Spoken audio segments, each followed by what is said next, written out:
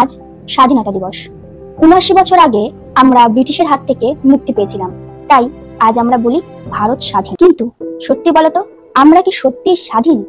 আজও রাত্রিবেলা কোনো মেয়েকে একা রাস্তায় হাঁটতে হলে বুক কেঁপে ওঠে। নাইট ডিউটি চলাকালীন ফিরতি পথে কত মেয়ে আর ফিরে আসেনি, তাদের চিৎকার হারিয়ে গেছে শহরের শব্দে। খবরের কাগজে এক কোনায় লেখা থাকে আর এক মেয়ে ধর্ষিত। আজও ধর্মের নামে লড়াই, ধর্ম জিজ্ঞাসা করে মানুষকে মেরে ফেলা হচ্ছে, ধর্মের নামে রক্ত ঝরে, আগুন জ্বলে। আর মেয়েরা আজও পোশাক নিয়ে বিচার হয়, এটা পরো না, ওটা পরো না, এতে চরিত্র নষ্ট হয়। আজও তাদের স্বপ্নে, তাদের পথে হাজারো বাধা বিপত্তি, কখনো সমাজের দৃষ্টি, কখনো নিজের পরিবারের ভয়।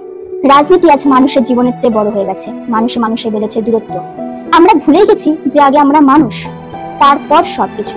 স্বাধীনতা মানে শুধু পতাকা তোলা না, স্বাধীনতা মানে নিরাপত্তা, সমান অধিকার, যেখানে ভয়ের বাইরে বেঁচে থাকা যায়, যেখানে মেয়েরা হাসি মুখে রাতের আকাশ দেখতে পারে, যেখানে কোনো মা তার সন্তানের জন্য ভয় হবে না, যেখানে কোনো মেয়েকে তার পোশাক, তার স্বপ্নের জন্য বিচার করা হবে না।